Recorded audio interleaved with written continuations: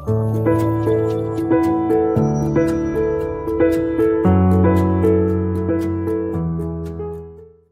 evening. Welcome to XENA Star Salon, episode 6. My name is Poonam Arora, and I will be hosting this show in an interview with Dr. Anand Vardhan. Dr. Vardhan is Secretary of the Museum Association of India and Senior Faculty at Delhi Institute of Heritage Research and Management. He's the author of Colonial Museums and Inner History, Rediscovering Indian Museology and Conservation, Museological Pedagogy, and Colonial Museology versus People's Museology. He's an expert, among other things, on Hindu architecture, iconography, and Vedic metaphysics. Welcome to the show, Dr. Vardhan. Namaskar, Pranam. Pranam. मैं ये interview English में conduct करूंगी. I hope that is not a problem. Sorry.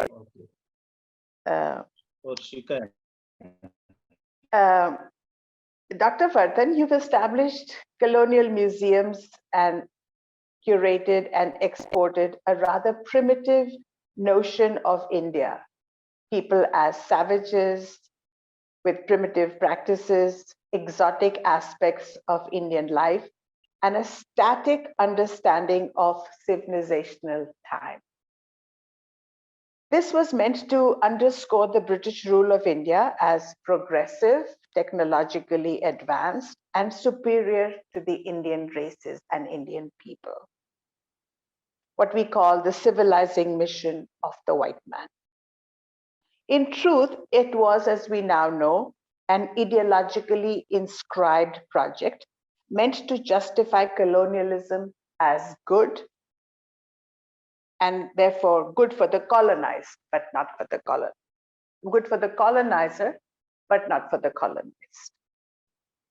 This colonial ideology has been deconstructed, not only in India, but in virtually all former colonies in Africa, East Asia, the Americas, in Australia, etc.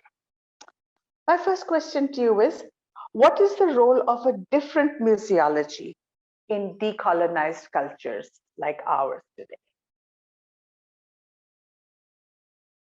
Okay, you have asked very interesting question.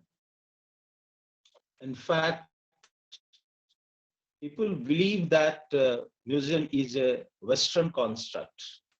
It is thoroughly based on Occidental ideas, and museums worked as hegemonic device to establish a very coercive, very stringent control over cultural artifacts and even cultural life of the people of the colonies. This is very significant in terms of the history of museums in India, that the first museum of Asia named India was established here. And it was a cultural center for it.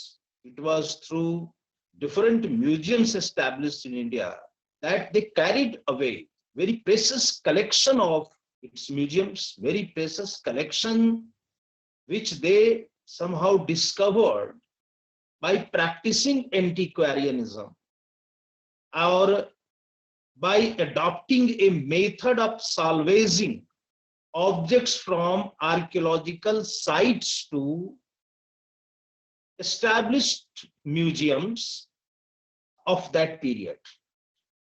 What is pertinent is to think about that segregation of object from original historic continuum is unethical. This is a recent trend in museology. That's correct. You should not segregate objects from their historic environment, from their original archaeological site. There is a professor of museology, he is an internationally well-known figure, Professor Tamislav Sola. He is of this opinion that we must take measures to preserve our heritages at the places where they belong. He mean to say that in situ conservation is the most appropriate method for conserving and preserving heritage. And there has emerged a trend in the world that we termed as new museology. Sometimes we call that eco museums and eco museology. We have now living history museum. Now we have museums which are known as neighborhood museums, which are known as community museums. And these museums are museums are basically at places by they how you have to develop your society, make your society progressive with conservation of culture, and by involving people in conservation of culture, that is real museology. And so, Right. in a country like India, you can say that there is a possibility not for 100, 200, 300 museums. You have possibility for lakhs and lakhs of museums in your country, because your culture is so vivid, your culture is so, you can say, multidimensional, multilingual, and then in every region there are communities which have successfully preserved their cultural identities, which evolved in time immemorial.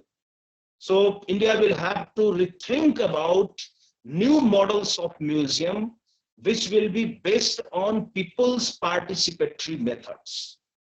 And You've by taken, adaptation, yeah, yes, you've adaptation of taken the thought out of my mind. yeah. So my next question is, how can we conceptualize an enlightened approach to conserving and reviving cultural heritage?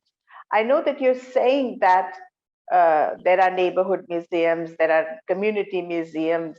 We have to redefine museumology itself.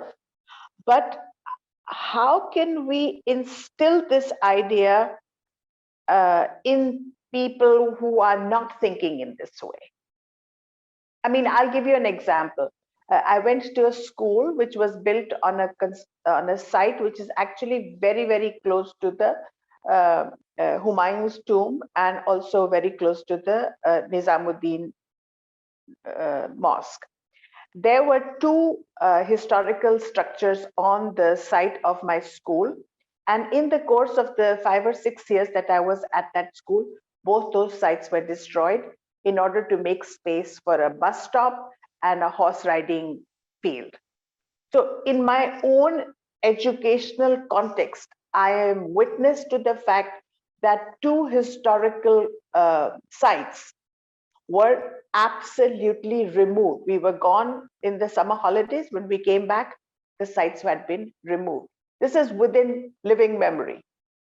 And so I agree that, you know, there is an effort being made, but this effort to raise historical monuments, to create space for urban growth, is also happening. So until I read your book, or until I became more educated in people's history, etc., I did not realize that what had happened was sacrilege. It was something that should not have happened. Nor did my education tell me that this is a very bad thing. So how can we bring this awareness among the people? You have asked a very significant question. You know, in India, we are very much conscious about the culture we follow, but we are not sincere about preserving the different heritage which are in visible form and which are found around us. So we need to disseminate knowledge of heritage through school curriculum. This is very much required for a country like India. Secondly, you will have to cultivate cultural awareness among people who actually live around that heritage site. So cultivation of cultural awareness is very much required to bring a desirable change in Indian society. You are aware of the fact that we study a paraphrased history. We study a commissioned history, a history which has been typically been categorized on the basis of the colonial construction of Indian history. And it doesn't inspire us to visit a museum, to visit monuments, to see heritage sites and heritage cities as milestones of our culture. Once you will link your school activities with museums, and if you will start, museums will start organizing specific programs for school children, there will be a high possibility for a great change in Indian society. So I want to focus on three things. We will have to think that museum is just not a treasure house of culture. It is the most authentic center, most important center where you should go for authentic researches on history, heritage, and culture of the country or of the world. Second important thing is that India, since time immemorial, had many types of museum escapes. If not museums, we have museum escapes. Brideshwar Temple of Tanjore, or Majuli Island of Assam, or Likir Yama or Alchi Monastery of Ladakh, and also Tawang Monastery of Arunachal Pradesh. They are living history museums of this country. This must be treated as the living history museums of our country. And people should be inspired to visit these sites where people use time-tested methods and timeless methods for preserving their own culture. They have their own system of ritual purification, herbal conservation, and they are as important as the Western methods of chemical conservation. So this is also very important for all Indians to know that in what manner we have been preserving culture and what type of traditional kind of museum escapes we have in our country. So first and foremost thing, which is very significant for all of us, is to link school and university education directly with museum activities.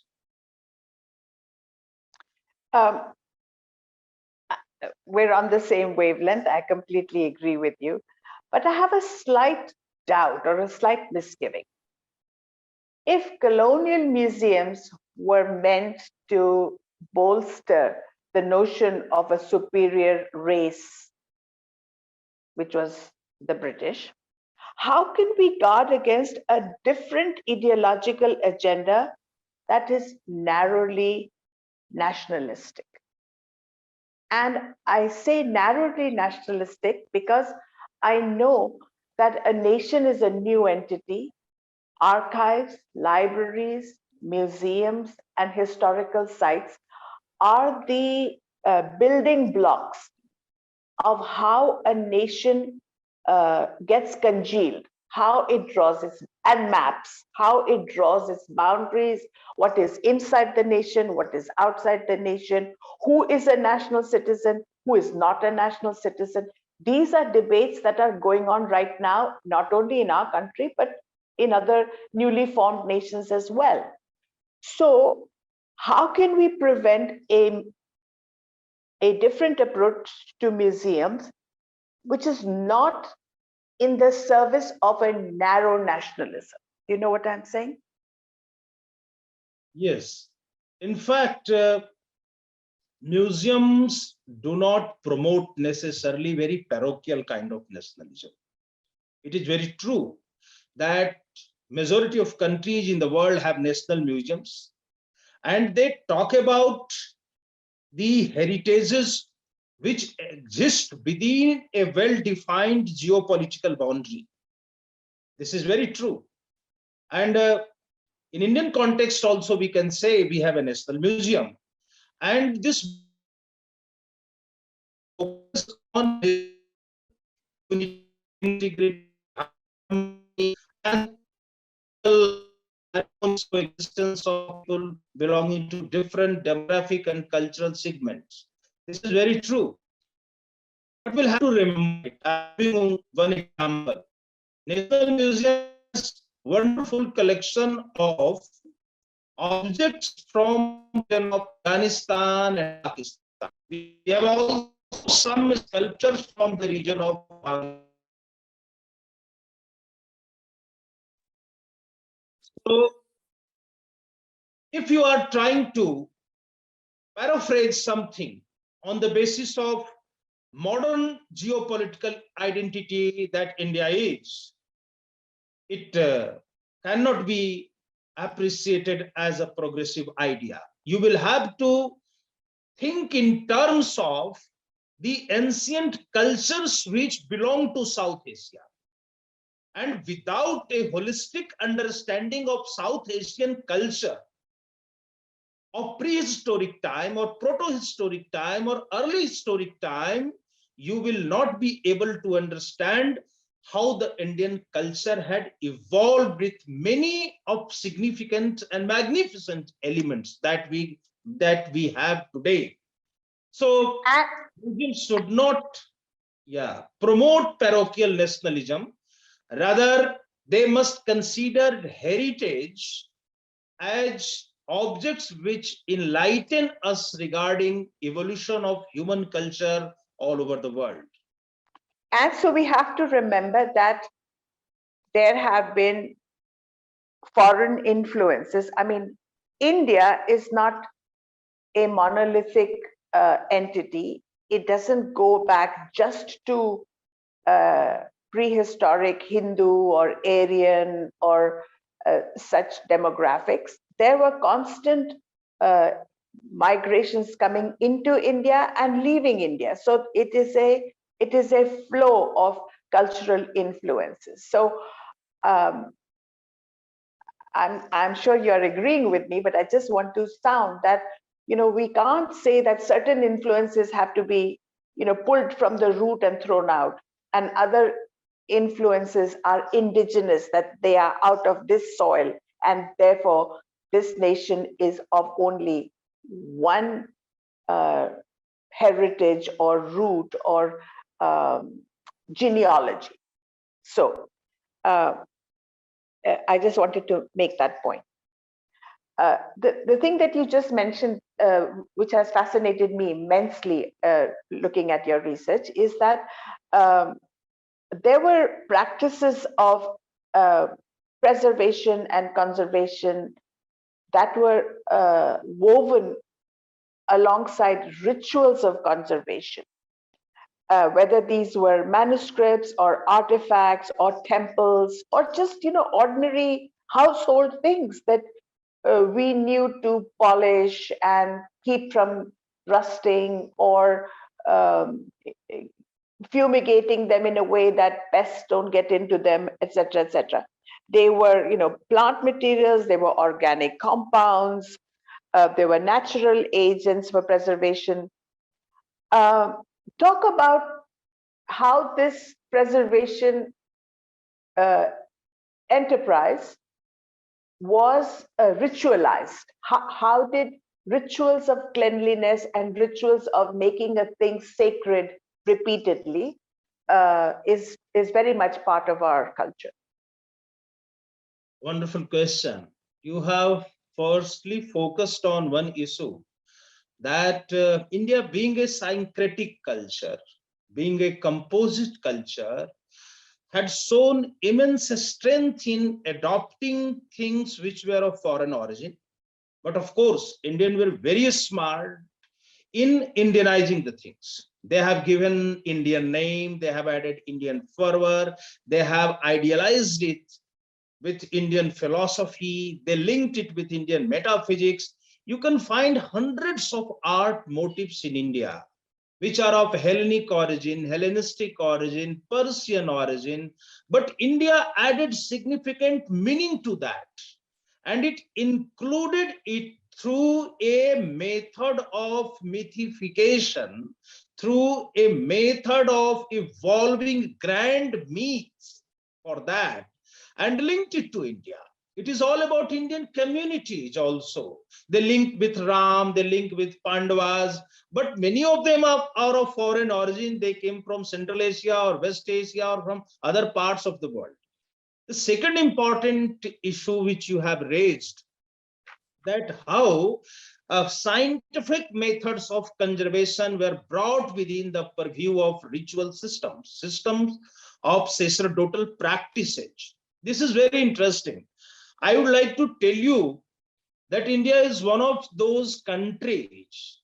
When I say India, it doesn't mean India of the modern era, rather India which is sprawled over a large part of Southeast Asia as a great and grand culture. So India had a very significant tendency. And what was that? They tried scientific thing to link with culture, rituals, sacraments, and religion, and sanctity to it. And this was how purificatory rituals adopted many of the herbal methods for conservation. Why it was adopted as rich and just not a method for conservation?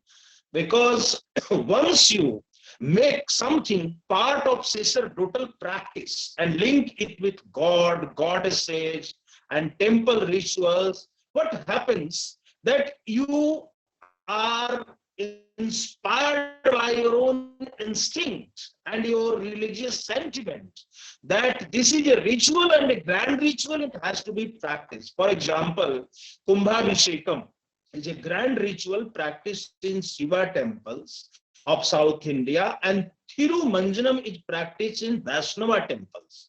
You will be happy to know, glad to know that different kinds of herbal pastes are created.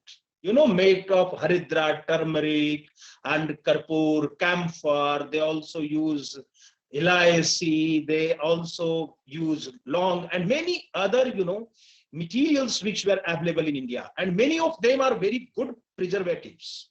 For example, haridra and sandal, they play very important role in removal of salt, removal of soot deposition, removal of dust accretion on the monument. And similarly, Dadhi Snanam, using curd for purifying a temple or a sculpture in a temple is very important practice because it contains lactic acid, and it actually removes whatever concentration is found, accretion is found on one particular object. So it plays very important role in cleaning. We also find that many of the temple, rituals, especially purificatory rituals like burning of camphor, it creates a patina, a very thin patina on metallic images. And in that way, this patina becomes protective layer for objects made of bronze and copper. So burning of camphor is a very useful practice. It is just not insecticidal. It forms a patina, and Canadian Heritage Institute worked on it in a very scientific manner. And they have come with this conclusion that this formation of such a thin patina on metallic images is very important method for preserving them. Similarly, you may find that the Chhatrapati Shivaji Maharaj Museum worked on Panchamrit Snan. Panchamrit is a ritual solution which is considered as very sacred. So when they used it on metallic image, it cleaned the image. It has removed the calcified layer over that. And after 5 snana, they found that the image actually regained the original gloss. So it is scientifically now established that many of the rituals which we practice, actually they are rituals related to preservation and conservation. It requires a very proper analytical and scientific study, and I hope the young generation conservators will concentrate on it. I learned recently, for instance, that the Shivaling idol, which is usually made of stone, is cleaned with milk, and milk has a certain percentage of fat in it, and that fat enables the stone to not crack. So if the stone is away from sources of water, or if it is inside a temple, it's not exposed to the dew, or it's not exposed to river water or whatever, if it dries out because of the fire around it, it has the tendency to crack. So cleansing it, I'm told, I could be wrong, I'm told that cleansing it with milk was one of the ways in which to keep the stone kind of supple. And I thought that was, really fascinating. So on the one hand, it is a sacred ritual. On the other, it serves a conservation purpose. But the connection between the ritual and the everyday science of it has kind of weakened. It has snapped. It is seen either as a ritual, or it is other things are seen as very scientific, very well proven methods of conservation. But we don't see the interconnection between the two. You want to say something about that? Actually, what has happened in a country like India, that the science behind ritual is not generally told to the people. We practice in toto, taking it just as a religious practice. And we do it in a very symbolic kind of manner. Actually, when you go to a temple, for example, firstly, what they offer to you in a Shiva temple, what they are supposed to offer to you, that they were earlier giving some water, sacred water mixed with camphor. That was very good for your stomach. In Vaishnava temples, they used to offer tulsi dal with water. That is also very good for health. And that tulsi, it protects you from common cold and cough. And Vishnu resides in water. So it was perceived that since Lord himself is there and he is with Vishnu Priya, he has great love for tulsi that protects him from anything which is caused by weather or the climatic condition or by rainfall or water. So perception about ritual in modern life is that it is an old practice, and sometimes we also consider it is superstitious, it is dogmatic, it is orthodox.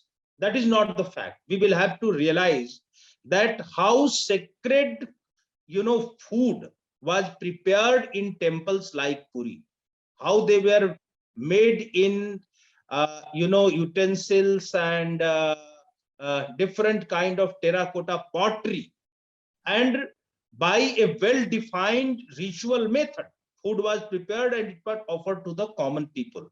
So as far as temple ritual is concerned, there are three aspects of it. How can you keep the environment clean, cozy, conducive, and convenient for all the visitors who visit a temple site? This was the first important thing. So burning of sandalwood, burning of deodar, burning of camphor,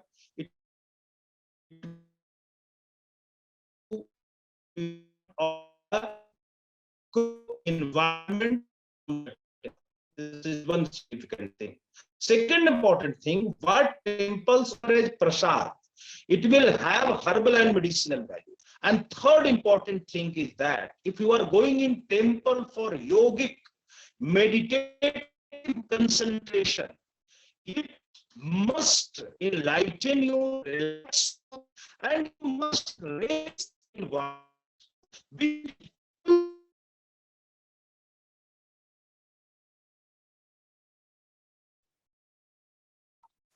which is full of, a schemata of sculptures and paintings. So viewing paintings, sculptures, beautiful panels, motifs, images of gods and goddesses, even lovers, Mithun Murtis, Surasundris, images of celestials in love, it is what? It allows you to relish the environment, the aesthetic environment and aesthetic culture of the temple. So temple was not only made for religious purpose. It had different purposes, different kinds of objective. It was created for aesthetic enlightenment, aesthetic delight and contemplation. We must realize it. And so were rituals. Rituals were methods to enlighten people and to teach people that how can they keep themselves healthy and how can they preserve their local heritage, how can they preserve their environment. Yeah, of course. So how, let's switch a little bit. I know that you're very interested in the pedagogy of history. I'm very interested in pedagogy. But there seems to be a disconnect. I'm wondering, how can the study of history incorporate the understanding of historical evidence, not just the recounting of history in a written text or the communication of history in words, the logos? How can we make history material? That's my question.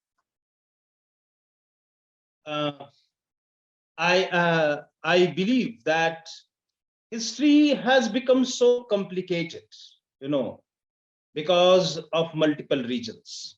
We adopt different ideologies, we follow different methods of historiography, and what happens that a textual description of history that we find, it is sometimes imposed upon us that you have to believe that this had happened in this particular century or this particular era. So what I say, we should now come out from the approach of learning just textual history. We can visualize history. We should look forward towards visual history, experiential history, living history, timeless history, contemporary history, community history, vernacular history, regional history, subaltern history, history of the message. And that will be very, very inspiring and enlightening for us. Once you visit a museum, what happens? You will be able to understand that a sculptor was an enlightened fellow, a well-trained one who followed religious instruction and classical injunctions. But if you will read in history, you will find that a sculptor or a sculptor was one who was living in a very miserable condition. He was illiterate. But if you see Nataraja image, who made Nataraja image? Of course, a sculptor. So how such an image with profound philosophical knowledge was produced? If the sculptor was a novice, an ignorant artist, was it possible for him to create Ardhanarishwara image or image of Yogeshwar Shiv or image of Nataraja Shiv or image of Vishnu slumbering in Kshir Sagar? No. Bilkul. That sculptor followed some, the principles of iconology, principles of iconometry and iconography. And so he was a learned fellow who had studied in the Vidyalayas and Mahavidyalayas of Silk. I am giving you one example. I was surprised to know about one particular inscription of Konark Temple, where it is written that architects were women who were invited from a college of architecture specifically to design the door jump and lintels of the main shrine of Konark. And the chief architect who designed the Jagmohan lintels and the sculptural panels of the Jagmohan, she was a woman. So Wow. you have to take recourse to real history, the Yeah. history which is epigraphic history, which is based on numismatic sources, which is actually preserved in forms of objects in our museums. Wow, this is so interesting. So you work for a government organization. I imagine you advise the government and educational institutions. How do you connect your thinking with educational policy, let's say? Or, there's so much talk these days about the new education policy 2020, a very significant document taking a new direction in our educational philosophy. Have you had any experience with working with or informing educational policy along these lines? Or educational practice through educational policy? I must overtly and very candidly accept it that our education policy, the old one or the new one, they don't focus much on heritages of India. Still, the buzzword is history. And within history, they want to teach you some elements of heritage. In UPSC, Union Public Service Commission, a few years back, one particular segment was introduced as part of general studies paper, where they wrote Indian heritage, art, and culture. So it was a very, very dynamic, I say, decision that was taken by UPSC.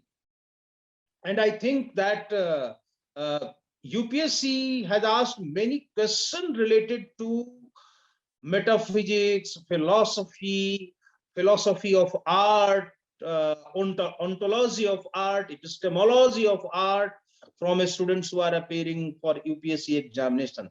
There was one good initiative also taken by NCERT when they focused first time in 2003-04 on vernacular heritage, local heritage, and also on historic and classical heritage of India. And then we have an institution, CCRT. They have published very good material on Indian heritage, art, architecture, and culture. So some initiative have been taken, but what we lack, that heritage education should be made integral to school curriculum. This is very much required. Yes. And till this date, there is just one department in the country. Now it is part of Ambedkar University, Delhi. Earlier it was an institute, Delhi Institute of Heritage Research and Management. Recently, this institute has been merged with Ambedkar University as a School of Heritage Research and Management. Till this date, this is the only department that is giving degree in heritage management. And this is the institution that you're heading? It is headed by one professor. She is Radha Chakrabarti. She's basically a professor of English in our university. So she is dean of the department. I am one of the faculty members and senior faculty members. So what I think, how a change will come in India when we will have heritage management as an academic discipline at the level of UG level and also at PG level. So this initiative must be taken. If we will have specifically in central universities, it will become a popular subject and it will create a lot of job opportunity also the people, because people can work with ability and play important role in managing heritage sites, monuments, and also in managing museums. They can opt for a good career in the field of art and heritage conservation, monument conservation, historical site conservation. So it will open a new vistas for research. It will be a new kind of venture, and this new academic discipline can really bring a dynamic change in educational pattern of the country. But what about school education? I mean, from kindergarten to 12th grade. Don't you think that undergraduate and postgraduate, or what people prepare for taking the UPSC exam, is very, very late in the process? I see that children witness the fact that objects of family heritage are thrown away because a product, an object does not have any utility value or use value or exchange value. It is old, it has become rusted, is just thrown away. And a child witnesses this cleaning, spring cleaning process. कि पुरानी पुरानी टूटी फूटी चीजें, इसको फेंक दो, ये टूट गई पुरानी अलमारी, इसको फेंक दो, ये पुरानी दादी के कपड़े थे, इसको फेंक दो. Because they don't have any utility, they don't look attractive in a household. Children are witnessing this purge of old things. And there is a subliminal message going to them that new things are good, machine manufactured things are good, imported things are very good, inherently indigenous things are useless, throw them away. And there is nothing in the curriculum that contradicts this tendency. So how early and how can we reverse this trend? It is very important. I would like to quote Kavindra Rabindranath Tagore and Mahatma Gandhi in this context. When Rabindranath Tagore started the Santi Niketan as a great center for learning and aesthetic learning, he also worked at the sphere of villages, and he evolved a concept of Sri Niketan. Sri Niketan. How can traditional art be promoted in villages? How can it generate opportunities for employment? How can it strengthen the old traditional life pattern of the villages with a great aesthetic sense of conserving and preserving the heritages of the villages? And so he tried to evolve a holistic vision for the village people, that sacred pond, sacred temple, sacred trees, sacred groups, sacred places, they form a faith escape, that is village, Indian village. So there was need to preserve that cultural kaleidoscope. A village is a cultural kaleidoscope, and you need to preserve that. What we have done, we have devastated whatever was old. You will be surprised to know that a very good number of temples, mosques, and other important places in Delhi, they have been completely been destroyed in the name of restoration. It has happened in Orcha. You can see that even organizations which were created for the purpose of conservation and preservation, they have used modern techniques, modern materials, modern cements, modern bricks, and they have added to the old structure, and it has actually created several repercussions. There has been detrimental impact of these new materials on those buildings. So we will have to teach people that what was our ancient lime cement, how this was prepared, how we were preparing bricks, what kind of bonding materials were being prepared by the Indians, and similar kind of bonding material, lime plaster, bricks, and techniques of making architecture should be re-evolved. It should be brought into practice. And by that, we can think about preserving the heritage of the country. Second important thing, as you have quoted, is all about our family life.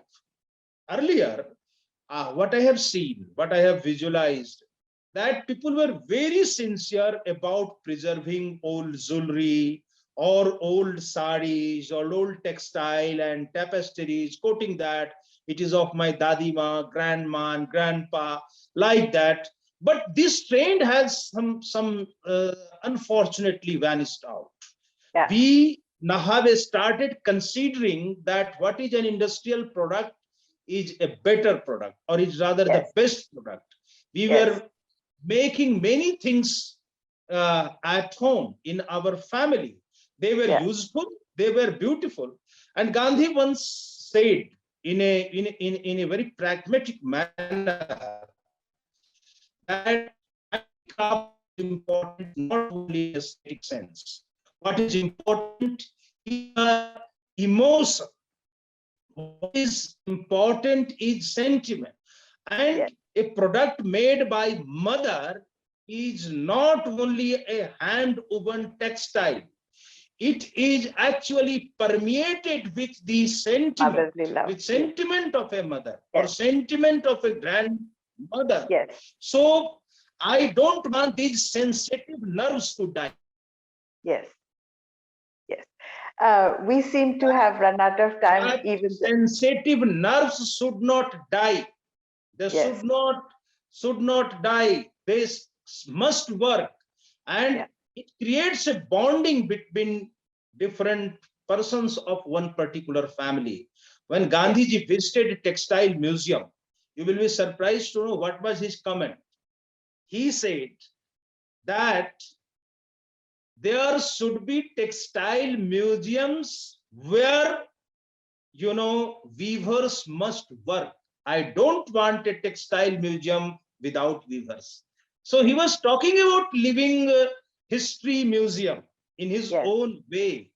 Yes. So it is the need of the hour or of our country, that ancient system of weaving, ancient methodology related to metallurgy, ancient method of wood preservation. You will be surprised to know we have a text named Taku Sastram. This text was written in 13th, 14th century, and it focuses on preservation of wooden materials. It's an Wow. excellent text written on preservation and conservation. So we have Agni Puran in our country. It talks about in a very, very, lucid manner and in a very comprehensive manner about conservation and preservation of buildings. So, And based on those conservation principles, actually, it is the conservation of human relationships or family ties or connections from generation to generation. When I inherit something that belonged to my mother and my grandmother and my great grandmother, I'm not just inheriting the object, I'm inheriting the live connection between generations. So people may die, but the sentiment associated with those objects transcends time and comes to me. We've run out of time. I wish we had more time. We certainly have to do another interview with you because I've only just scratched the surface. But I want to thank you for your very, very rich knowledge and the enthusiasm with which you've devoted yourself to these causes. Thank you so much. Namaskar. Thank you very much. It was a very good experience being with you and your people. Thanks a lot, ma'am. Thanks a lot. Thank you. Thank you. Goodbye. Namaskar. All right. Bye-bye.